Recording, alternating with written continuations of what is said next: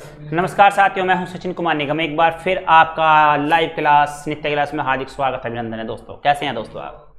पूरे ये मान लीजिएगा वीकली क्वेश्चन मैं आपको दे रहा हूं। पूरे वीक के आपके पास में वो महत्वपूर्ण क्वेश्चन होंगे जो आपके लिए रिपीट कर रहा हूं मैं, ताकि आपका यहाँ पर सिलेबस सही से कवर होता रहे। दोस्तों चलिएगा दोस्तों, शुरुआत करते हैं पहले क्वेश्चन की और देते हैं आपको पहला क्वेश्चन। जैसा कि आपको पता है कि शुरुआत हो चुकी है और आपके लिए क्वेश्चन पहला दिया जा रहा है। ये लीजिएगा दोस्तों, आपकी खिदमत में है पहला क्वेश्चन। भारत के किस राज्य में हाल ही में कांगो फीवर के मामले सामने आए हैं? राजस्थान, मध्य प्रदेश, तमिलनाडु या तेलंगाना है। दोस्तों भारत के किस राज्य में हाल ही में कांगो फीवर के मामले सामने आए हैं? मैंने भी आपको एक दिन पहले क्वेश्चन कराया था, तो ये आप देख सकते हैं। क्या कह सकते हैं दोस्तों, ये कांगो फीवर है क्या? दोस्तों चलिए इसके बारे में बताएंगे। एक बीमारी है जो पशुओं में पाई जाती है। चलिएगा आप अपने आंसर दीजिएगा, तब तक मैं आगे बढ़ता हूँ और बताता हूँ इसका आंसर क्या होता है। तो दोस्तों इसका राइट आंसर होगा राजस्थान। जी हाँ दोस्तों, ये लीजिएगा, पढ़ते हैं इसके बारे में और बढ़ते हैं आगे, तब तक आप मुझे आंसर दीजिएगा। ये लीजिएगा, जोधपुर में कांगो फीवर के 2 संदिग्ध मामले सामने आए हैं। क्रीमियम कांगो फेमेरिजिक फीवर को कांगो फीवर के नाम से भी जाना जाता है। यह बुखार मुख्य रूप से संक्रमित पशुओं के संपर्क में आने से फैलता है। इसके अधिकांश लक्षण डेंगू जैसे होते हैं। दोस्तों आप देख सकते हैं, अगर आप देखते हैं मनुष्य में डेंगू बुखार, आपने सुना होगा डेंगू फीवर, वैसा ही आपके यहाँ पर अब देख सकते हैं पशुओं में पाया जाने वाला यहाँ पर कांगो फीवर के नाम से एक नई बीमारी उत्पन्न हुई है। चलिएगा देखते हैं और देते हैं आपको अगला क्वेश्चन। ये लीजिएगा, अगला क्वेश्चन आपकी खिदमत में। प्रधानमंत्री नरेंद्र मोदी रूस में किस स्थान पर आयोजित होने वाले ईस्टर्न इकोनॉमिक फोरम में भाग लेने के लिए 2 दिवसीय दौरे पर वहां पहुंचे हैं? मॉस्को, जॉर्जिया, सेंट पीटर्सबर्ग या व्लादिवोस्टोक। तो दोस्तों आपके सामने है अगला क्वेश्चन, मैं आपको दे चुका हूं। इसका राइट आंसर क्या होता है, देखते हैं आप क्या बताएंगे। तो दोस्तों अगर हम इसके राइट आंसर की बात करते हैं तो दोस्तों इसका राइट आंसर आपका होगा डी, व्लादिवोस्टोक। जी हाँ दोस्तों, ये रूस का एक शहर है, तो आप इसको देख सकते हैं। लीजिएगा पढ़ते हैं इसके बारे में।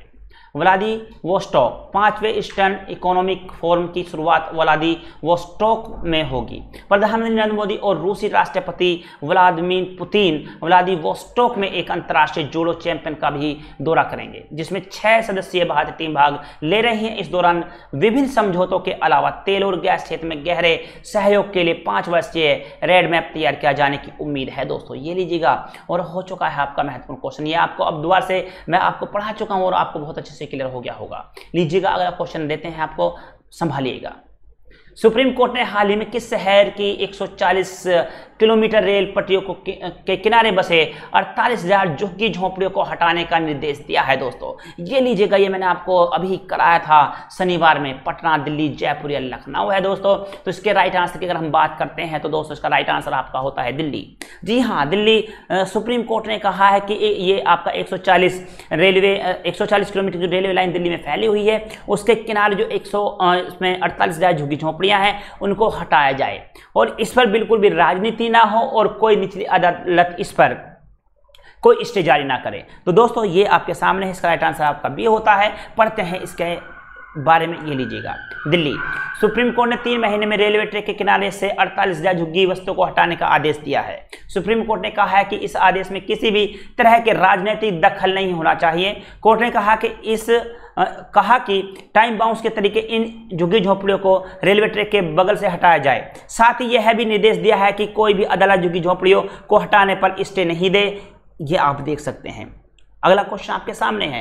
ये लीजिएगा, बेहद खूबसूरत आपके सामने क्वेश्चन चल रहे हैं। अगर आप इनको कर रहे हैं तो आपका पूरा वीक का आपका क्लियर होने वाला है। दोस्तों चलिएगा अगला क्वेश्चन आपके सामने। ये लीजिएगा, निम्न में से किस राज्य सरकार ने किसी भी चीनी कंपनी को प्रदेश में सीधे टेंडर डालने पर रोक लगा दी है? बिहार, पंजाब, उत्तर प्रदेश और राजस्थान है इसका राइट आंसर।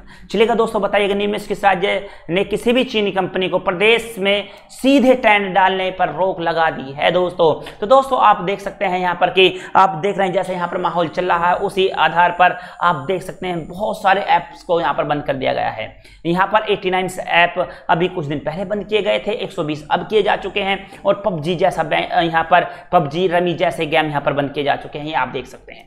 तो दोस्तों यहाँ पर इसका राइट आंसर की अगर हम बात करते हैं, निम्न में से किस राज्य सरकार ने किसी भी चीनी कंपनी प्रदेश में सीधे टेंडर लाने पर रोक लगा दी है, तो वह है आपका उत्तर प्रदेश। अपना प्रदेश उत्तर प्रदेश में यह रोक लगा दी गई है। किसी भी विभाग में कोई भी किसी भी प्रकार का टेंडर विदेशी कंपनी को नहीं दिया जाएगा। ये लीजिएगा दोस्तों, पढ़ते हैं इसके बारे में और बढ़ते हैं अगले क्वेश्चन की तरफ। ये लीजिएगा, उत्तर प्रदेश सरकार ने चीन पर सख्त कार्रवाई करते हुए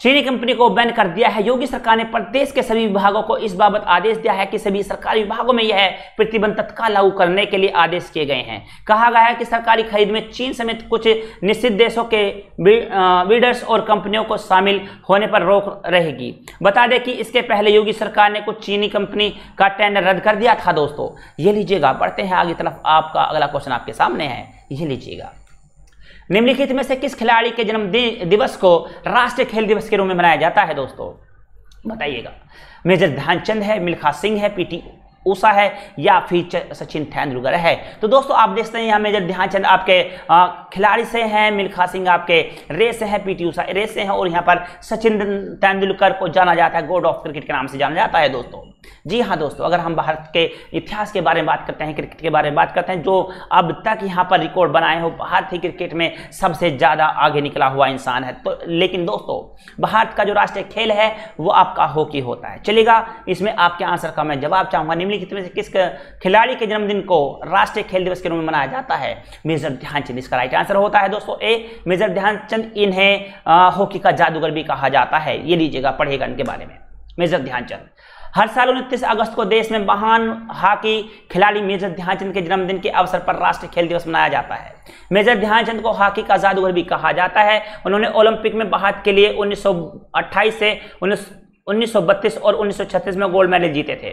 उन्होंने अपने 22 साल के कैरियर में 400 से अधिक गोल किए थे। ये आप देख सकते हैं, और इन्हें जादूगर भी कहा जाता है, जैसे कि मैं आपको बता चुका हूं, जबकि सचिन तेंदुलकर को क्रिकेट ऑफ गॉड कहा जाता है। ये लीजिएगा, अगला क्वेश्चन आपके सामने है। प्रधानमंत्री नरेंद्र मोदी ने भारत के किस स्टेडियम से फिट इंडिया मूवमेंट की शुरुआत की है? तालकटोरा स्टेडियम, शिवाजी स्टेडियम या ईडन गार्डन स्टेडियम है या फिर इंदिरा गांधी इंडोर स्टेडियम है? तो दोस्तों आपके सामने है, इसका राइट आंसर आपका क्या होता है मैं जानना चाहूंगा इसका, आप तेजी के साथ देते रहिएगा। प्रधानमंत्री नरेंद्र मोदी ने भारत के किस स्टेडियम से फिट इंडिया मूवमेंट की शुरुआत की है? तो दोस्तों आपके सामने इसके 4 ऑप्शंस होते हैं। Number 1 Talkatora stadium, Shivaji stadium, Eden garden stadium और इंदिरा गांधी इंडोर स्टेडियम, ये आपके सामने है। तो दोस्तों बढ़ते हैं इसके आंसर की तरफ। ये लीजिएगा, इसका राइट आंसर होता है आपका इंदिरा गांधी इंडोर स्टेडियम। प्रधानमंत्री नरेंद्र मोदी ने 29 अगस्त को राष्ट्रीय खेल दिवस के अवसर पर नई दिल्ली स्थित Indira Gandhi indoor stadium fit India movement की शुरुआत की। इस अभियान के तहत हर कॉलेज और विश्वविद्यालय को 15 दिवसीय फिटनेस प्लान भी तैयार करना होगा। इसके अलावा इस प्लान को अपने पोर्टल या वेबसाइट पर अपलोड करना होगा। तो दोस्तों आप देख सकते हैं। बढ़ते हैं अगले क्वेश्चन की तरफ। ये लीजिएगा, अगला क्वेश्चन आपके सामने है। आर्थिक मामलों की कैबिनेट समिति ने देश में 2021-2022 तक कितने अतिरिक्त सरकारी मेडिकल कॉलेजों की स्थापना को मंजूरी दे दी है? 45, और यहाँ पर आपके 45 हैं, 60 है, 75 हैं या फिर 80 हैं? तो दोस्तों देखिएगा, यहाँ पर आपके सामने है, तो देखना होगा आप यहाँ पर क्या देखना चाहते हैं। आर्थिक मामलों की कैबिनेट समिति ने देश में 2021-2022 तक कितने अतिरिक्त सरकारी मेडिकल कॉलेज की स्थापना को मंजूरी दी है? तो 45, 60, 75 या 80 है। तो दोस्तों इसका राइट आंसर आपका होता है 75। इन मेडिकल कॉलेज की स्थापना देश में एमबीबीएस की 15,719 सीटें सृजित होंगी। ये सभी मेडिकल कॉलेज वैसे स्थानों पर खोले जाएंगे जहां पहले से कोई संस्थान नहीं है। इन्हें उन जिला अस्पतालों के साथ जोड़ा जाएगा जिनमें कम से कम 200 बेड हों। यह प्रस्ताव केंद्र प्रायोजित योजना के तीसरे चरण का हिस्सा हैं, जो जिला या रेफरल अस्पतालों के उन्नयन के माध्यम से नए मेडिकल कॉलेजों की स्थापना से संबंधित हैं। तो दोस्तों बढ़ते हैं अगले क्वेश्चन की तरफ। ले लीजिएगा, अगला क्वेश्चन आपके सामने है। हाल ही में 8वीं पूर्व एशिया शिखर सम्मेलन आर्थिक मंत्रियों की बैठक की अध्यक्षता किसने की है? भारत, नेपाल, वियतनाम या अमेरिका है? दोस्तों इसका राइट आंसर आपके सामने है। अगला क्वेश्चन बेहद खूबसूरत क्वेश्चन मैंने आपको दिया है, यहाँ आप देख सकते हैं इसका राइट आंसर आपका क्या होगा। हाल ही में 8वीं पूर्वी एशिया शिखर सम्मेलन आर्थिक मंत्रियों की बैठक की अध्यक्षता किसने की है? भारत, नेपाल, वियतनाम या अमेरिका है? दोस्तों इसका राइट आंसर, तो दोस्तों इसके राइट आंसर की अगर हम बात करते हैं तो दोस्तों इसका राइट आंसर आपका होता है वियतनाम। जी हाँ दोस्तों, ये लीजिएगा, इसके बारे में पढ़ेगा? वियतनाम। इसका राइट आंसर आपका वियतनाम होता है दोस्तों।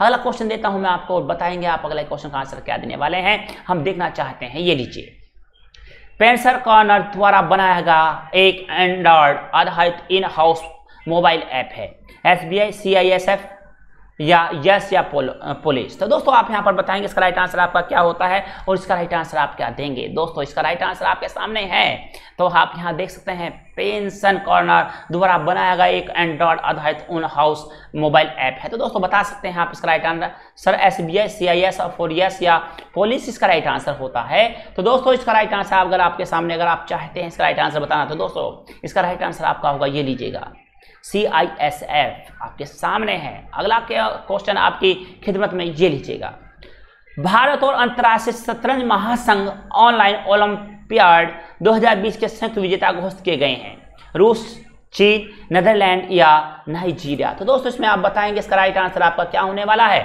तो इसके अगर बात करते हैं, भारत और अंतर्राष्ट्रीय शतरंज महासंघ ऑनलाइन ओलंपियाड 2020 के संयुक्त विजेता घोषित किए गए हैं, तो उसका राइट आंसर आपका क्या होता है। तो दोस्तों ये आप बताएंगे रूस, चीन, नीदरलैंड या नाइजीरिया है दोस्तों इसका राइट आंसर। ये लीजिएगा, बताते हैं इसका आंसर और ये लीजिएगा, इसका राइट आंसर आपका होता है रूस। जी हाँ दोस्तों, इसका राइट आंसर आपका रूस होगा और आपने क्या बताया आप देख सकते हैं। चलिए बढ़ते हैं अगले की तरफ। ये लीजिए, रक्षा मंत्री Rajnath Singh Shanghai corporation organisation CSO के सदस्य देशों की बैठक में हिस्सा लेने के लिए निम्न में से किस देश के लिए रवाना हो गए हैं, नेपाल, जापान, रूस या चीन। आप देख सकते हैं पर रक्षा मंत्री राजनाथ सिंह कौन से देश के यहाँ पर संघाई कॉरपोरेशन के लिए जा चुके हैं, तो वो कौन से देश में गए हैं आपके सामने हैं। रक्षा मंत्री Rajnath Singh Shanghai corporation organisation SCO के सदस्य देशों की बैठक में हिस्सा लेने के लिए निम्न में से किस देश के लिए रवाना हो गए हैं, नेपाल, जापान, रूस या चीन होता है राइट आंसर इसका। तो ये लीजिएगा दोस्तों, इसका राइट आंसर आपका होता है रूस। रक्षा मंत्री Rajnath Singh Shanghai corporation organisation के सदस्य देशों की बैठक में हिस्सा लेने के लिए रूस के लिए रवाना हो गए हैं। रक्षा मंत्री राजनाथ सिंह का ये दौरा 3 दिन का होगा। आपको बता दें कि राजनाथ सिंह की यह जून के बाद मास्को की दूसरी यात्रा होगी। उन्होंने 24 जून को मास्को में विजय दिवस परेड में भारत का प्रतिनिधित्व किया था। विजय दिवस परेड का आयोजन द्वितीय विश्व युद्ध में नाजी जर्मनी पर सोवियत वीर की 75वीं वर्षगांठ पर किया गया था। दोस्तों ये लीजिएगा, आपके सामने है, आप देख सकते हैं। बढ़िएगा अगले क्वेश्चन की तरफ। ये लीजिएगा अगला क्वेश्चन, हाल ही में नए चुनाव आयुक्त के रूप में किसने अपने कार्यभार संभाल लिया है, राहुल सचदेवा, विमल त्यागी, अशोक कुमार या राजीव कुमार है। दोस्तों इसका राइट आंसर आपके सामने है, हम देखना चाहते हैं इसका राइट आंसर आप क्या देंगे। हाल ही में नए चुनाव आयोग के रूप में किसने अपना कार्यभार संभाल लिया है, राहुल सचदेवा है, विमल त्यागी है, अशोक कुमार है या राजीव कुमार है। दोस्तों इसका राइट आंसर आप इसका राइट आंसर क्या बताएंगे और इसका राइट आंसर आपका क्या होता है, हम देखना चाहते हैं आपके सामने यहाँ से। चलिएगा बताइएगा दोस्तों, आपके सामने बेहद खूबसूरत क्वेश्चन का आंसर हम चाहते हैं। आपके क्या यहाँ पर आंसर आ रहे हैं ये आप बताइएगा, बहुत ही सुंदर। ये लीजिएगा, इसका राइट आंसर आपका होता है राजीव कुमार। भारत के नए चुनाव आयुक्त के रूप में राजीव कुमार ने पदभार ग्रहण कर लिया है। उन्होंने अशोक लासवा के स्थान पर चुनाव आयुक्त बनाया गया है। लबासा एशियाई विकास बैंक के उपाध्यक्ष नियुक्त किए गए हैं। राजीव कुमार को प्रधानमंत्री नरेंद्र मोदी की महत्वाकांक्षी प्रधानमंत्री जन धन योजना और मुद्रा ऋण योजना जैसी प्रमुख योजनाओं में अहम भूमिका निभाने के लिए जाना जाता है।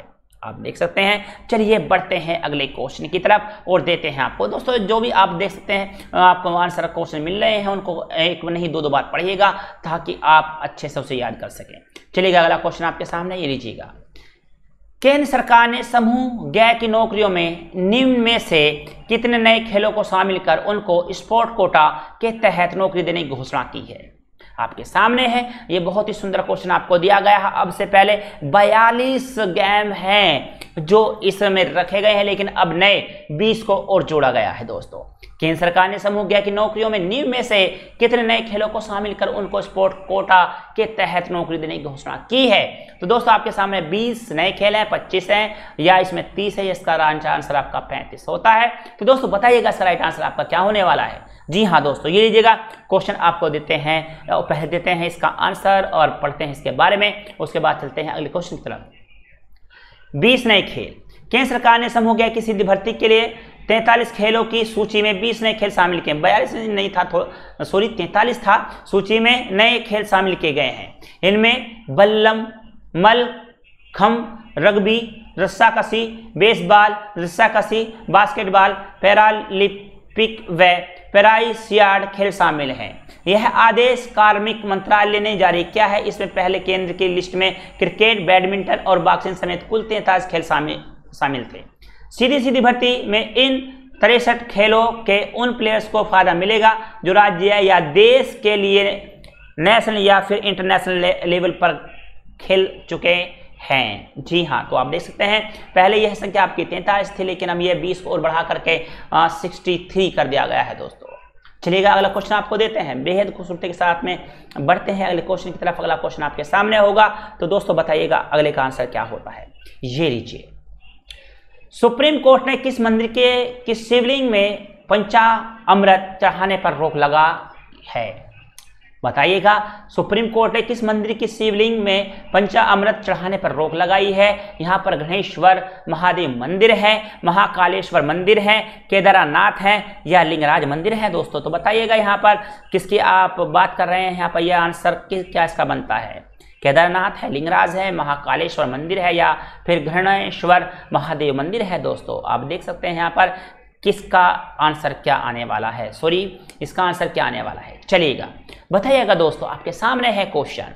अगर हम केदारनाथ की बात करें, उत्तराखंड में स्थित है और यह है आपका केदारनाथ। आप जान सकते हैं 2013 में वहाँ पर त्रयोदशी आई थी और वहाँ पर बहुत सारे लोग बादल फटने के कारण बह गए थे। आप जानते हैं 2013 की घटनाएं घटी है। चलिए मैं इसका आंसर बताता हूँ। सुप्रीम कोर्ट ने किस मंदिर की शिवलिंग में पंचामृत चढ़ाने पर रोक लगाई है? इसमें गणेश्वर महादेव मंदिर है, महाकालेश्वर मंदिर है, केदारनाथ मंदिर है या लिंगराज मंदिर है दोस्तों। तो इसका राइट आंसर आपका होता है इसका होता है आपका बी, इसका राइट आंसर होगा। वो बढ़ेगा आगे, महाकालेश्वर मंदिर। सुप्रीम कोर्ट ने उज्जैन में स्थित प्राचीन महाकालेश्वर मंदिर शिवलिंग में, ये क्या है, शिवलिंग में हो रही क्षण को रोकने के लिए कई निर्देश जारी किए हैं। सुप्रीम कोर्ट द्वारा जारी निर्देश के श्रद्धालुओं द्वारा शिवलिंग पर घी, बूरा आदि सामग्री नहीं मलना भी शामिल है। सुप्रीम कोर्ट ने कहा है कि श्रद्धालु द्वारा शिवलिंग पर दही, घी और शहद मलने से भी क्षरण होता है। न्यायमूर्ति अरुण मिश्रा, न्यायमूर्ति BR गवाई और न्यायमूर्ति कृष्ण मुरारी की पीठ ने इस प्राचीन मंदिर में स्थित शिवलिंग के संरक्षण के लिए अनेक निर्देश दिए हैं और मंदिर समिति को बेहतर तरीके से इस पर अमल करने का आदेश दिया है। ये लीजिएगा, विश्व नारियल दिवस निम्न में से किस दिन मनाया जाता है? 10 अगस्त, 12 मार्च, 2 सितंबर या 15 जनवरी है दोस्तों। अब आप देख सकते हैं नारियल एक बहुत ही महत्वपूर्ण चीज़ है, बहुत पौष्टिक होता है, खाने के लिए बहुत ज़्यादा अच्छा होता है। आप नारियल पानी भी पीते हैं और नारियल खाते हैं और नारियल जो है आपका पूजा में भी काफ़ी काम आता है। तो दोस्तों बताइएगा इसका राइट आंसर आपका क्या होता है? विश्व नारियल दिवस किस दिन मनाया जाता है? और इसमें नारियल से बनी हुई बहुत सारी चीज़ें या बहुत सारी डिशेज दिखाई जाती हैं। एक प्रकार का मेला सा भी लगाया जाता है। तो यहाँ पर दोस्तों देख सकते हैं इसका राइट आंसर है विश्व नारियल दिवस निम्न में से किस दिन मनाया जाता है? तो इसका राइट आंसर 10 अगस्त, 12 मार्च या फिर 2 सितंबर या 15 जनवरी। तो दोस्तों इसका राइट आंसर होता है 2 सितंबर। विश्व नारियल दिवस प्रत्येक वर्ष 2 सितंबर को मनाया जाता है। नारियल दिवस के दिन नारियल से बनी विभिन्न वस्तुओं का प्रदर्शनी लगाई जाती है। नारियल एक ऐसा फल है जिसके प्रत्येक भाग का अहम हम तरह तरह से प्रयोग करते हैं। नारियल दिवस नारियल की महत्ता को रेखांकित करता है। नारियल हर समय हर तरह से हमारे लिए उपयोगी है। नारियल की खेती हमारे देश में लगभग 1 करोड़ लोगों को रोजगार प्रदान करती है दोस्तों। ये लीजिएगा अगला क्वेश्चन आपकी खिदमत में। देखते हैं अगला क्वेश्चन आप किस तरह से करने वाले हैं, कितने अच्छे ढंग से उसे आप लेने वाले हैं। ये लीजिएगा अगला क्वेश्चन आपके लिए। निम्नलिखित में से कौन से देश में वर्ष 2022 में फीफा विश्व कप आयोजित किया जाएगा? भारत, जॉर्डन, कतर या फिर बांग्लादेश है। तो बताइएगा दोस्तों इसका राइट आंसर आपका क्या होगा? निम्नलिखित में से कौन से देश में वर्ष 2022 में फीफा विश्व कप आयोजित किया जाएगा? भारत है, जॉर्डन है, कतर है या बांग्लादेश है। तो दोस्तों आप इसमें से 4 ऑप्शन में से एक चुन सकते हैं और बता सकते हैं इसका राइट आंसर क्या होगा। तो दोस्तों आपके पास में है, इसी से संबंधित आपके पास में हो सकता है। चलिएगा पढ़ते हैं एक बार और बताते हैं इसका आंसर। निम्नलिखित में से कौन से देश में वर्ष 2022 में फीफा विश्व कप आयोजित किया जाता है? तो इसका राइट आंसर आपका सी होता है कतर। ये आपका अब कतर में होगा। जी हाँ दोस्तों, अगर हम कतर की बात करें तो कार्बन डाइऑक्साइड के मामले में कतर प्रति व्यक्ति के मामले में पहले नंबर पर है, जबकि कार्बन के मामले में पहले नंबर पर चीन आता है। जबकि कतर यहाँ प्रति व्यक्ति के आधार पर कार्बन में पहले नंबर पर आता है। कतर द्वारा 2022 में आयोजित किए जाने वाले फीफा विश्व कप के लिए आधिकारिक लोगों को जारी कर दिया है। यह लोगो कतर की परंपरा और कला को भी प्रदर्शित करता है। लोगो एक साथ विभिन्न शहरों के 24 में जारी किया गया है। इसमें 8 जैसी दिखने वाली आकृति देश के 8 स्टेडियमों में आयोजित होने वाली मैचों को दिखाती है। ठीक है दोस्तों, आप देख सकते हैं इसमें क्या हो रहा है। यहाँ पर इसकी परंपराओं को दर्शाता है जो लोगो बना है दोस्तों। चलिएगा अगला क्वेश्चन आपको देते हैं, बढ़िया आगे की तरफ। ये लीजिए, चंद्रयान 20 के ऑर्बिटर ने हाल ही में किस क्रेटर की फोटो खींचकर पृथ्वी पर भेजी है? Mitra crater, Kennedy crater, Anglo crater या आर्मस्ट्रांग क्रेटर? तो दोस्तों आपके पास में है, तो दोस्तों बताइएगा इसका राइट आंसर आपका क्या होता है। इसका राइट आंसर की अगर हम बात करें तो इसका राइट आंसर में आप 4 ऑप्शन वो भी बड़े कंफ्यूजेबल हैं यहाँ पर। मित्रा क्रेटर है, कैनेडी क्रेटर है, या एंग्लो क्रेटर है, आर्मस्ट्रांग क्रेटर है दोस्तों। तो चंद्रमा 2 के ऑर्बिटर ने हाल ही में किस क्रेटर की फोटो, या क्रेटर आप जानते हैं जो ज्वालामुखी होते हैं, जो ज्वालामुखी फटते हैं और उनका जो मुख बनता है ऊपर, उसे हम क्रेटर कहते हैं। तो दोस्तों यहाँ पर ये मित्रा क्रेटर इसका होता है राइट आंसर। इसका तो ये पता है, हालांकि इसका जो नाम रखा गया है वो प्रोफेसर शशीर कुमार मित्रा के नाम पर रखा गया है, लेकिन अब तक इसकी चौड़ाई तो पता है ये 92 किलोमीटर चौड़ा है, लेकिन इसकी अभी तक गहराई का पता नहीं लगाया जा चुका है दोस्तों। मित्रा क्रेटर मित्रा चंद्रमा पर उपस्थित एक गड्ढा है जिसका नामकरण वर्ष 1970 के दशक में प्रसिद्ध भारतीय भौतिक शास्त्री और रेडियो वैज्ञानिक प्रोफेसर शिशिर कुमार मित्रा के नाम पर मित्रा क्रेटर के रूप में किया गया था। मित्रा क्रेटर का व्यास लगभग 92 किलोमीटर है, लेकिन इसकी गहराई का पता अभी तक नहीं लगाया जा सका है। इंटरनेशनल एस्ट्रोनॉमिकल यूनियन द्वारा यह नाम दिए जाते हैं। चलिए अगला क्वेश्चन आपको देते हैं, ये लीजिएगा आपकी खिदमत में। WHO क्षेत्रीय समिति की 72वीं बैठक का अध्यक्ष निम्नलिखित में से किसे चुना गया है? अमित शाह, डॉक्टर हर्षवर्धन, विवेक मुंजाल या JP नड्डा? तो दोस्तों इसका राइट आंसर आपके सामने है, तो हम देखना चाहते हैं इसका राइट आंसर। बताइएगा दोस्तों आप इसका राइट आंसर क्या बताएंगे। बहुत ही सुंदर क्वेश्चन आपके सामने चल रहे हैं जैसे कि हम देख रहे हैं, और इसके आंसर आपसे चाहते हैं। ये लीजिएगा अगला क्वेश्चन आपके पास है, आपकी खिदमत में है। तो दोस्तों ये लेते हैं अगला क्वेश्चन, ये लीजिएगा। बताइएगा दोस्तों, WHO के क्षेत्रीय समिति की 72वीं बैठक का अध्यक्ष निम्नलिखित में से किसे चुना गया है? अमित शाह, डॉक्टर हर्षवर्धन, विवेक मुंजाल है या JP नड्डा है? तो दोस्तों इसके राइट आंसर की अगर हम बात करते हैं तो डॉक्टर हर्षवर्धन इसका राइट आंसर होता है। ये लीजिएगा डॉक्टर हर्षवर्धन। केंद्रीय स्वास्थ्य मंत्री डॉक्टर हर्षवर्धन को दक्षिण पूर्व एशिया के लिए वैश्विक स्वास्थ्य संगठन की क्षेत्रीय समिति की 72वीं बैठक का सर्वसम्मति से अध्यक्ष चुना गया। यह दूसरा मौका है जब भारत क्षेत्रीय समिति की बैठक का आयोजन कर रहा है। इस समिति की बैठक में भारत को रोग मुक्त बनाने और लक्ष्यों को हासिल करने के लिए नीतिगत पहलों को गति प्रदान करने के लिए चर्चा की गई है दोस्तों। तो आपके सामने है, इसका आंसर मैं आपको दे चुका हूं, एक बार फिर आप चाहे तो पढ़ सकते हैं। केंद्रीय स्वास्थ्य मंत्री डॉक्टर हर्षवर्धन को दक्षिण पूर्व एशिया के लिए वैश्विक स्वास्थ्य संगठन की क्षेत्र समिति की 72वीं बैठक का सर्वसम्मति से अध्यक्ष चुना गया है। दूसरा मौका है जब भारतीय क्षेत्रीय समिति की बैठक का आयोजन कर रहा है। इस समिति की बैठक में भारत को रोग मुक्त बनाने और लक्ष्य को हासिल करने के लिए नीतिगत पहलों को गति प्रदान करने के लिए चर्चा की गई है। ये लीजिएगा अगला क्वेश्चन आपको देते हैं, बढ़िएगा आगे। कुपोषण मुक्त भारत अभियान को तेज करने के लिए भारत सरकार द्वारा सितंबर महीने को किस रूप में मनाया जा रहा है? देख सकते हैं आप, कुपोषण मुक्त भारत अभियान को तेज करने के लिए भारत सरकार द्वारा सितंबर महीने को किस रूप में मनाया जा रहा है? कुपोषण हटाओ माह, स्वास्थ्य माह, बीमारी भगाओ माह या पोषण माह? तो दोस्तों आपके सामने है, इसका राइट आंसर आप बताएंगे। तो इसका राइट आंसर आपका क्या होता है, आप इसका क्या आंसर बताते हैं, ये हम देखना चाहते हैं दोस्तों। तो दोस्तों इसके अगर हम राइट आंसर की बात करते हैं तो दोस्तों इसका राइट आंसर होगा आपका, ये लीजिएगा, पोषण माह।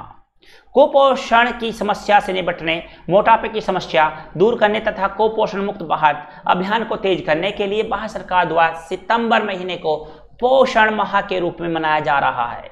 इसी के तहत विराट कोहली द्वारा ईट राइट स्टेट फिट तभी इंडिया सुपर फिट अभियान लॉन्च किया गया है। आपके सामने है दोस्तों, ये लीजिएगा। देते हैं अगला क्वेश्चन, आपके सामने है आपका अगला क्वेश्चन, ये लीजिएगा। वह कौन सा प्रतिष्ठित स्थान है जिसे स्वच्छ प्रतिष्ठित स्थानों की रैंकिंग में पहला स्थान प्राप्त हुआ है? ताजमहल, कुतुब मीनार, CS टर्मिनस या वैष्णो देवी? तो आपके सामने है दोस्तों, वह कौन सा प्रतिष्ठित स्थान है जिसमें स्वच्छ प्रतिष्ठित स्थानों की रैंकिंग में पहला स्थान प्राप्त हुआ है? तो आप बता सकते हैं यहाँ पर ताजमहल आगरा है, कुतुब मीनार आपका दिल्ली में, CS टर्मिनल और यहाँ वैष्णो देवी। तो आप बता सकते हैं यहाँ पर वैष्णो देवी आप अच्छे खासे काफ़ी लोग घूमने भी जाते रहते हैं, ये आपका कटरा की तरफ कश्मीर में पड़ता है। तो दोस्तों बताइएगा इसका राइट आंसर आपका क्या होता है? तो दोस्तों अगर इसके राइट आंसर की हम बात करते हैं तो दोस्तों इसका राइट आंसर होगा वह है आपका वैष्णो देवी। बिल्कुल सही, इसका राइट आंसर आपका डी होता है। ये लीजिएगा वैष्णो देवी। जल शक्ति मंत्रालय ने स्वच्छ भारत मिशन के तहत देश के स्वच्छ प्रतिष्ठित स्थानों की रैंकिंग जारी की, जिसमें जम्मू कश्मीर के माता वैष्णो देवी को देश का सर्वश्रेष्ठ स्वच्छ स्थल घोषित किया गया है। वैष्णो देवी को महाराष्ट्र के छत्रपति शिवाजी टर्मिनस, आगरा के ताजमहल, आंध्र प्रदेश स्थित तिरुपति मंदिर, पंजाब के स्वर्ण मंदिर, वाराणसी के मणिकर्णिका घाट आदि स्थलों से कड़ी टक्कर मिल रही है। तो आप देख सकते हैं आपके सामने है दोस्तों। चलेगा, आपको अगला क्वेश्चन देते हैं, बढ़ते हैं अगले क्वेश्चन की तरफ। ये लीजिएगा और बताइएगा दोस्तों इसका राइट आंसर आपका क्या होता है, और देखना चाहेंगे इसका राइट आंसर आपकी तरफ से। ये लीजिए, निम्नलिखित में से कौन से शहर में साउथ एशियन स्पीकर्स समिट का आयोजन किया गया है? नई दिल्ली, माले, सिंगापुर या संघाई है दोस्तों इसका राइट आंसर। निम्नलिखित में से कौन से शहर में साउथ एशियन स्पीकर्स समिट का आयोजन किया गया है? नई दिल्ली, माले, सिंगापुर और सिंघाई इसका राइट आंसर अगर है तो दोस्तों बताइएगा। आपके सामने है इसका राइट आंसर, और इसका राइट आंसर दोस्तों क्या होता है बताइएगा। ये लीजिए, अगर हम इसके क्वेश्चन के आंसर की बात करते हैं तो निम्नलिखित में से कौन से शहर में साउथ एशियन स्पीकर्स मीट का आयोजन किया गया है? तो दोस्तों वह है आपका माले। जी हाँ दोस्तों, इसका राइट आंसर आपका होता है माले। ये लीजिएगा, माले। मालदीव की राजधानी माले में चौथे साउथ एशियन स्पीकर समिट, इस सम्मेलन के आयोजन का उद्देश्य सतत विकास लक्ष्यों को प्राप्त करना है। इस सम्मेलन का आयोजन मालदीव की संसद मजलिस में किया गया। पहले साउथ एशियन स्पीकर समिट का आयोजन बांग्लादेश, दूसरे का भारत वर्ष बांग्लादेश 2016, दूसरे का भारत 2017, जबकि तीसरे समिट का आयोजन श्रीलंका 2018 में किया गया है। ये लीजिएगा, अगला क्वेश्चन आपको देते हैं, बढ़ते हैं आगे की तरफ। ये लीजिएगा अगला क्वेश्चन आपके पास में। उस विश्व प्रसिद्ध गैर सरकारी संस्था का नाम बताइए जिसने हाल ही में प्रधानमंत्री नरेंद्र मोदी को सम्मानित करने का निर्णय लिया है? Obama foundation, journalist without foundation, bill and Melinda Gates foundation या फिर फोबर्स फाउंडेशन? तो दोस्तों इसके अगर हमको के आंसर की बात करते हैं तो आप बता सकते हैं इसका राइट आंसर। आप इसका राइट आंसर क्या बताने वाले हैं दोस्तों? ये लीजिएगा, आपके सामने था, इसका राइट आंसर आप बता सकते हैं। उस प्रसिद्ध गैर सरकारी संस्था का नाम बताइए जिसने हाल ही में प्रधानमंत्री नरेंद्र मोदी को सम्मानित करने का निर्णय लिया है? Obama foundation, journalist without borders या bill and Melinda Gates foundation या फोबर्स फाउंडेशन? तो दोस्तों इसका राइट आंसर की बात कीजिएगा तो इसका राइट आंसर आपका होता है सी। ये लीजिएगा, bill and Melinda Gates foundation स्वच्छ भारत अभियान के लिए bill and Melinda Gates foundation ने प्रधानमंत्री नरेंद्र मोदी को पुरस्कृत करने का फैसला किया है। इस महीने जब प्रधानमंत्री अमेरिका दौरे पर जाएंगे तब उन्हें यह पुरस्कार दिया जाएगा। अभियान का उद्देश्य अक्टूबर 2019 तक स्वच्छ भारत के लक्ष्य को हासिल करना है। चलेगा, आपको देते हैं अगला क्वेश्चन, बढ़िएगा आप अगले की तरफ। ये लीजिएगा दोस्तों, केंद्रीय फिल्म प्रमाण बोर्ड का नया लोगो निम्नलिखित में से किसने डिजाइन किया है? रोहित शेट्टी, अरविंद बर्मन, समर्थन थापलियाल और रोहित देवगन? तो दोस्तों आपके सामने इसका राइट आंसर आप क्या देना चाहेंगे, देखते हैं इसका राइट आंसर आपका क्या होता है। जी हाँ, केंद्रीय फिल्म प्रमाण बोर्ड का नया लोगो निम्नलिखित में से किसने डिजाइन किया है? तो दोस्तों इसके अगर हम इसकी बात करते हैं, इसका राइट आंसर की बात करते हैं तो दोस्तों चार ऑप्शनों में से आपके पास में एक बना हुआ है, बताइएगा। तो दोस्तों देखिएगा, इसमें आप करें रोहित शेट्टी है, अरविंद बर्मन है, समर्थन यहाँ पर समर्थ थपलियाल है या रोहित देवगन है? तो दोस्तों इसका राइट आंसर होता है रोहित देवगन।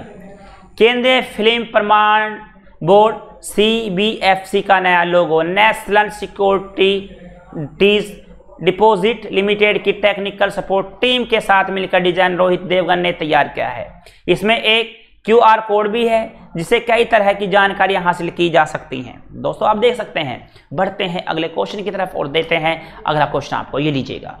हाल ही में किस देश की एक शीर्ष अदालत ने हिंदू विधवा महिलाओं को कृषि और गैर कृषि जमीन दोनों पर अधिकार देने की घोषणा की है? पाकिस्तान, बांग्लादेश, इराक या अफगानिस्तान है दोस्तों। तो आप देख सकते हैं यहाँ पर इसका राइट आंसर आपका क्या होता है, ये लीजिएगा आपके सामने है। अगला क्वेश्चन मैं दे चुका हूं। हाल ही में किस देश की एक शीर्ष अदालत ने हिंदू विधवा महिलाओं को कृषि और गैर कृषि जमीन दोनों पर अधिकार देने की घोषणा की है? पाकिस्तान, बांग्लादेश, इराक या अफगानिस्तान है। तो दोस्तों बताइएगा इसका राइट आंसर आपका क्या होता है। आप इसका राइट आंसर क्या बताने वाले हैं, देखते हैं यहाँ पर। आप बहुत ही सुंदर आपके सामने क्वेश्चन है, बहुत ही महत्वपूर्ण क्वेश्चन, बताइएगा दोस्तों। तो दोस्तों इसका राइट आंसर अगर हम बात करते हैं तो लीजिएगा, हाल ही में किस देश की एक शीर्ष अदालत ने हिंदू विधवा महिला को कृषि और गैर कृषि जमीन दोनों पर अधिकार देने की घोषणा किया? पाकिस्तान आपका दुश्मन है, बिल्कुल नहीं देगा। बांग्लादेश, इराक और अफगानिस्तान, इन पर हम थोड़ा विचार कर सकते हैं। तो दोस्तों आपको इनमें से एक तो कम कर दिया है पाकिस्तान, लेकिन अगर हम बांग्लादेश की बात करते हैं तो दोस्तों इसका राइट आंसर आपका होता है बांग्लादेश। बांग्लादेश की एक शीर्ष अदालत ने एक महत्वपूर्ण फैसले में कहा है कि विधवा हिंदू महिलाएं अपने दिवंगत पति की कृषि भूमि और गैर कृषि भूमि की हकदार हैं। अदालत के इस फैसले के साथ ही उनका अपने पति की संपत्ति पर अधिकार का रास्ता साफ हो गया है। उन्हें अपने जीवन काल में उस संपत्ति को बेचने का भी अधिकार होगा। बांग्लादेश के हाई कोर्ट ने यह फैसला एक बांग्लादेशी नागरिक जितेंद्र नाथ मंडल की एक सिविल रिवीजन पिटीशन पर दिया है। तो दोस्तों आप देख सकते हैं इसका राइट आंसर आपको मिल चुका है। तो अब मिलेगा यहाँ पर अधिकार जो दिया जा रहा है वो हिंदू महिलाओं को दिया जा रहा है जिनके पति की मृत्यु हो चुकी है, और देश का नाम है बांग्लादेश। चलिएगा बढ़ते हैं आगे। हाल ही में किसने पाकिस्तान प्रधानमंत्री के विशेष सलाहकार के पद से अपना इस्तीफा दे दिया है? पूर्व लेफ्टिनेंट जनरल असीम बाजवा है, पूर्व लेफ्टिनेंट जनरल फैज हमीद हैं, पूर्व लेफ्टिनेंट जनरल राहिल शरीफ हैं, या पूर्व लेफ्टिनेंट जनरल असीम मुनीर हैं? तो दोस्तों आप बताइए इसका राइट आंसर। आपका राइट आंसर क्या होता है हम जानना चाहते हैं, इसका आपका आंसर क्या बनता है? दोस्तों बहुत ही सुंदर क्वेश्चन आपको मैंने दिया है। हाल ही में किसने पाकिस्तान प्रधानमंत्री के विशेष सलाहकार के पद से अपना इस्तीफा दे दिया है? आपके सामने 4 ऑप्शन बने हुए हैं और 4 का आंसर आप क्या देते हैं दोस्तों? तो देखते हैं यहाँ पर इसका होता है पूर्व लेफ्टिनेंट जनरल असीम बाजवा है, पूर्व लेफ्टिनेंट जनरल फैज हमीद है, पूर्व लेफ्टिनेंट जनरल राहिल शरीफ, पूर्व लेफ्टिनेंट जनरल असीम मुनीर है। तो दोस्तों इसका राइट आंसर की अगर हम बात करते हैं तो दोस्तों इसका राइट आंसर आपका होता है, जी हाँ दोस्तों इसका राइट आंसर आपका होता है, ये लीजिएगा आपके सामने है। क्वेश्चन का आंसर होता है इसका ए, पूर्व लेफ्टिनेंट जनरल असीम बाजवा। ये लीजिएगा पढ़ते हैं इसके बारे में। पूर्व लेफ्टिनेंट जनरल असीम बाजवा पाकिस्तान के प्रधानमंत्री इमरान खान के विशेष सलाहकार के रूप में तैनात रिटायर्ड लेफ्टिनेंट जनरल असीम बाजवा ने इस्तीफा दे दिया है। असीम बाजवा पर भ्रष्टाचार का गंभीर आरोप लगा है। हालांकि वह चीन पाकिस्तान इकोनॉमिक कॉरिडोर के अध्यक्ष पद पर बने रहेंगे। असीम बाजवा पाकिस्तानी सैन्य के प्रवक्ता भी रह चुके हैं। तो आप देख सकते हैं दोस्तों यहाँ पर। चलिए बढ़ते हैं आगे तरफ, देते हैं आपको अगला क्वेश्चन, ये लीजिएगा आपकी खिदमत में। भारत और रूस के बीच हाल ही में किस नई राइफल के हाथ में निर्माण को मंजूरी दे दी है? जी हाँ दोस्तों, AK-56, AK-74, AK-12, AK-203। दोस्तों आप बताएंगे इसमें इसका आंसर क्या होने वाला है आपका। भारत और रूस के बीच में हाल ही में किस नई राइफल के हाथ में निर्माण को मंजूरी दे दी गई है? AK-56, AK-74, AK-12, AK यहाँ पर होती है 203। तो दोस्तों इसके बारे में आप बताएंगे इसका राइट आंसर आपकी तरफ से क्या होने वाला है और इसका राइट आंसर आपका क्या होगा। जी हाँ दोस्तों आप देख सकते हैं यहाँ पर। तो दोस्तों अगर इसके राइट आंसर की अगर हम बात करते हैं तो दोस्तों इसका राइट आंसर होता है आपका AK-203। जी हाँ इसका राइट आंसर आपका होता है AK-203। ये लीजिएगा पढ़ेगा इसके बारे में, AK-203। भारत और रूस के बीच में AK-203 राइफल्स को लेकर डील पक्की हो गई है। अब इस राइफल को भारत में भी बड़े पैमाने पर तैयार किया जा सकेगा। AK-203 राइफल को AK-47 राइफल का नवीनतम और सर्वाधिक उन्नत प्रारूप है। यह अब Indian small arms system assault rifle की जगह लेगा। इस सौदे पर SCO समिट के दौरान सहमति बनी। AK-203 राइफल को ऑटोमेटिक और सेमी ऑटोमेटिक दोनों ही मोड पर इस्तेमाल किया जा सकता है। ये लीजिएगा अगला पढ़ते हैं क्वेश्चन। किस राज्य सरकार ने हाल ही में रमी और पोकर जैसे ऑनलाइन गेम पर प्रतिबंध लगाने का फैसला किया है? आंध्र प्रदेश, कर्नाटक, तमिलनाडु या बिहार है। किस राज्य सरकार ने हाल ही में रमी और पोकर जैसे ऑनलाइन गेम पर प्रतिबंध लगाने का फैसला लिया है? आंध्र प्रदेश, कर्नाटक, तमिलनाडु या बिहार है दोस्तों इसका राइट आंसर, बताइएगा दोस्तों। इसका राइट आंसर की अगर हम बात करते हैं, बहुत ही सुंदर क्वेश्चन आपको दे जा रहा है, तो दोस्तों इसका राइट आंसर आपका होता है, कौन सा होता है दोस्तों, ये लीजिएगा, ज्यादा सस्पेंस भी ठीक नहीं होगा, ये लीजिएगा, आंध्र प्रदेश का राइट आंसर है। जी हाँ दोस्तों, ये लीजिएगा, पढ़ते हैं इसके बारे में। आंध्र प्रदेश सरकार ने रमी और पोकर जैसे ऑनलाइन गेम पर प्रतिबंध लगाने का फैसला किया है जो युवा को गलत रास्ते पर धकेल रहे हैं। कैबिनेट के निर्माण के अनुसार ऑनलाइन जुए के आयोजकों को पहली बार अपराध के अलावा 1 साल के लिए जेल जाना होगा। दूसरे अपराध के लिए जुर्माने के साथ 2 साल तक जेल की सजा होगी। सूचना मंत्री पन्नी वेंकटर रमैया ने कहा कि ऑनलाइन गेम खेलते हुए पकड़े गए लोगों को 6 महीने की जेल की सजा हो सकती है दोस्तों, तो आप बिल्कुल भी रमी ना खेलिएगा। जी हाँ दोस्तों, चलिए पढ़ते हैं आगे का क्वेश्चन, ये लीजिएगा। भारतीय रेलवे बोर्ड के नए सीईओ के रूप में किसे नियुक्त किया गया? अब से पहले सीईओ किसी को नियुक्त नहीं किया जाता था, लेकिन दोस्तों अब क्या गया है, ये पद अब बनाया गया है, तो दोस्तों आपके सामने है, आप बताएंगे इसका राइट आंसर। भारतीय रेलवे बोर्ड के नए सीईओ के रूप में किसे नियुक्त किया गया है? राहुल सचदेवा, अनिल त्यागी, विनोद कुमार यादव है, अनिल यादव है। तो दोस्तों इसके राइट आंसर की अगर हम बात करते हैं तो दोस्तों इसका राइट आंसर आपका होगा विनोद कुमार यादव। जी हाँ दोस्तों, इसके राइट आंसर की अगर हम बात करते हैं तो इसका राइट आंसर आपका होता है विनोद कुमार यादव, आपके सामने है। अब तक यहाँ पर कोई पद इस तरह का बनाया नहीं गया था, लेकिन इसका पद बनाया जाने लगा है, आप देख सकते हैं दोस्तों। चलिएगा बढ़ते हैं अगले क्वेश्चन की तरफ, लीजिएगा, अगला क्वेश्चन आपको देते हैं और पढ़ते हैं इसके बारे में। विनोद कुमार यादव, मंत्रिमंडल की नियुक्ति मामलों की समिति ने मौजूदा चेयरमैन विनोद कुमार यादव को सीईओ नियुक्त करने की मंजूरी दे दी है। रेलवे के इतिहास में पहला मौका है जब सीईओ का पद सृजित किया गया। विनोद कुमार यादव चेयरमैन एवं सीईओ का पद संभालेंगे। इससे पहले मंत्रिमंडल ने रेलवे बोर्ड के पुनर्गठन को मंजूरी दी थी। रेलवे में बड़े पैमाने पर शुरू किए गए सुधारों के तहत यह कदम उठाया गया है, तो आपके सामने है दोस्तों विनोद कुमार यादव। जी हाँ, चलिएगा बढ़ते हैं आगे और देते हैं आपको अगला क्वेश्चन का आंसर, ये क्या होता है दोस्तों, देखना चाहेंगे इसका आंसर, ये लीजिएगा। हाँ 5 मिनट। किस देश के क्या हुआ, किस देश के आयोजित होने वाले बहुपक्षीय सैन्य अभ्यास कवकाज 2020 में भारत ने अपनी भागीदारी को वापस ले लिया है? रूस, चीन, अमेरिका या पाकिस्तान है? तो दोस्तों आप बताएंगे इसके राइट आंसर क्या हुआ कि किस देश में आयोजित होने वाले बहुपक्षीय सैन्य अभ्यास कवकाज 2020 से भारत ने अपनी भागीदारी को वापस ले लिया है? रूस, चीन, अमेरिका या पाकिस्तान है दोस्तों। चीन और पाकिस्तान से तो कभी संधि हो नहीं सकती है, और अमेरिका की हम बात करें और यहाँ पर रूस, तो दोस्तों इसके राइट आंसर की अगर हम बात करते हैं तो दोस्तों इसका राइट आंसर होता है आपका रूस, इसका राइट आंसर ए होता है दोस्तों। चलिएगा अगला क्वेश्चन देते हैं आपको, बढ़ते हैं अगले क्वेश्चन की तरफ, ये लीजिएगा। वैश्विक सूची में औसत मासिक वेतन के मामले में भारत किस स्थान पर है? बताइएगा। वैश्विक सूची में औसत वार्षिक वेतन के मामले में भारत किस स्थान पर पहुंच गया है? 50, यहाँ पर 68 है, 72 है और 93 है। तो दोस्तों अगर इसके राइट आंसर की हम बात करते हैं तो दोस्तों इसका राइट आंसर आपका सी होता है 72। जी हाँ दोस्तों, इसका राइट आंसर आपका 72 है। लीजिएगा आगे देते हैं आपको अगला क्वेश्चन। अगला क्वेश्चन आपके सामने है। एक FA बेल्जियम ग्रां प्री 2020 विजेता का नाम बताइए। वाल्टरी बोटास, मैक्स वर्स्टैपन है, डेनियल वार्डिंग है, लुइस हैमिल्टन है।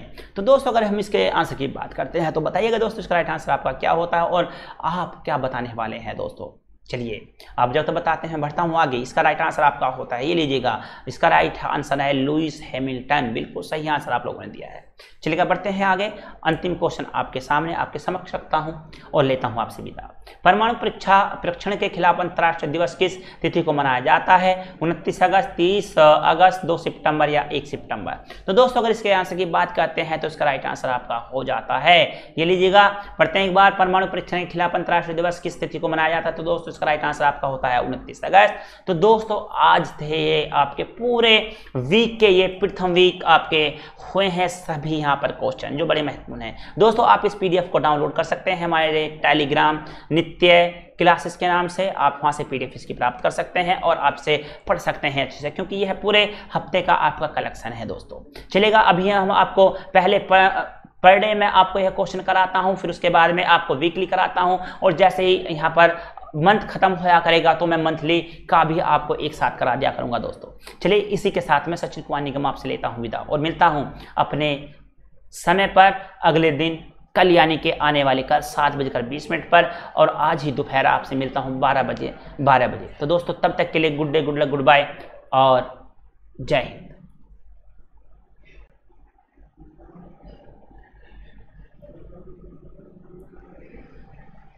केन जी आइए 1 मिनट।